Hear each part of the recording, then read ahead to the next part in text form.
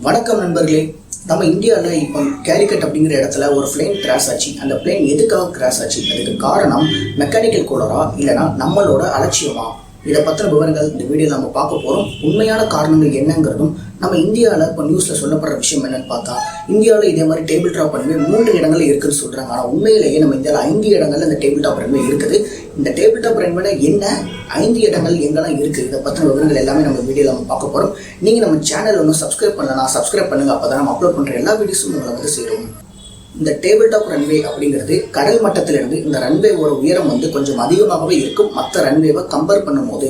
அது மாத்திரம் இல்லாமல் அந்த ரன்வேவை தவிர, அதாவது இந்த ஃப்ளைங் ஓடு பாதை இருக்கிறதுல ரன்வே, அதை தவிர மற்ற இடங்கள் எல்லாமே பள்ளமாக உயரம் கம்மியாக இருக்கும்.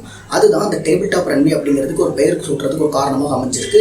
நம்ம இந்தியாவில் எத்தனை டேபிள் டாப் ரன்வே இருக்குன்னு பார்த்தீங்கன்னா 5 இடங்கள்ல இருக்குது. இப்போ விபத்துக்கு உள்ளான கேரள மாநிலத்தில் இருக்குது, அதுக்கப்புறம் மங்களூர் கர்நாடகா மாநிலத்தில், ஹிமாச்சல பிரதேஷ், சிக்கிம், மிசோரம், இந்த 5 இடங்கள்லையும் இதே டேபிள் டாப் ரன்வே இருக்குது. ஆனால் 2 டேபிள் டாப் ரன்வேல விபத்து ஏற்பட்டிருக்குது.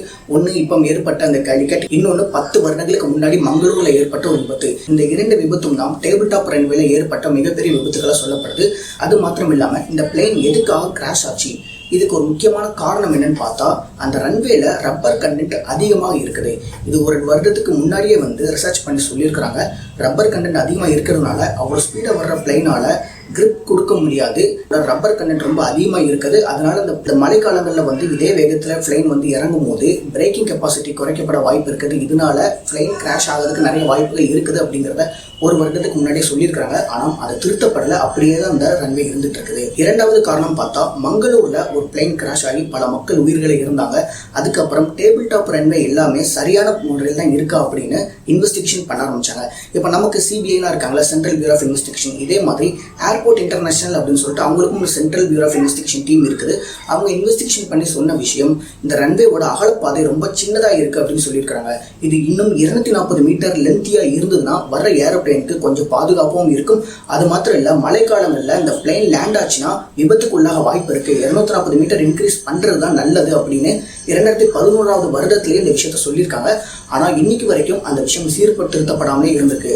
அது மாத்திரம் இல்லை, 3வது காரணம் என்னன்னு பார்த்தா, இந்த ரன்வே முடிந்த இடத்துல பார்த்தா 35 அடிக்கு ஒரு மிகப்பெரிய பள்ளமும் இருக்குது. இந்த ஏரோப்ளேன் லேண்ட் ஆகும் போது மழைக்காலங்கிறதுனால அந்த ரன்வே வந்து ரொம்பவே ஈரப்பதம் நிறைந்ததா இருந்தது. அது மாத்திரம் இல்லாமல் ரப்பர் கண்டென்ட்டும் அந்த ரன்வேல அதிகமாக இருந்த காரணத்தினால அந்த ஏரோப்ளேனால சரியான இடத்துல நிறுத்த முடியாம ரன்வேவை விட்டு வெளியேறி 35 அடி ஆழம் இருந்த அந்த பள்ளத்துக்குள்ள விழுந்து 2 துண்டாக நொறுங்கிச்சு. 18க்கும் மேற்பட்ட மக்கள் இறந்திருக்கிறாங்க அப்படின்னு சொல்றாங்க. 2013ஆம் வருடத்துல சொன்ன மாதிரி அந்த ரன்வேவோட நீளத்தை இன்னும் அதிகப்படுத்தியிருந்தா இன்னைக்கு இந்த விபத்து நேர்ந்திருக்கிறாது.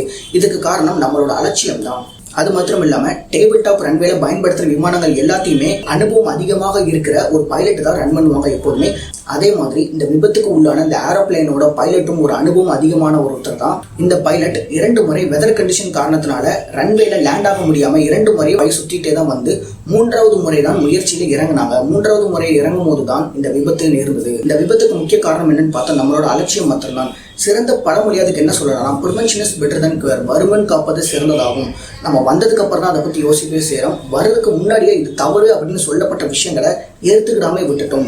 இது நம்மளோட அலட்சியம் தான். இந்த விபத்துக்கு முக்கியமான காரணம் மனிதர்களோட அலட்சியம் மாத்திரம் தான். இந்த வீடியோ பத்தின உங்களோட கருத்துக்களை கமெண்ட் பண்ணுங்க. இந்த மாதிரி வேறொரு தகவல்களோட அடுத்த வீடியோ உங்களை சந்திக்கிறோம். அது வரைக்கும் நம்ம சேனலை சப்ஸ்கிரைப் பண்ணுங்க. நன்றி.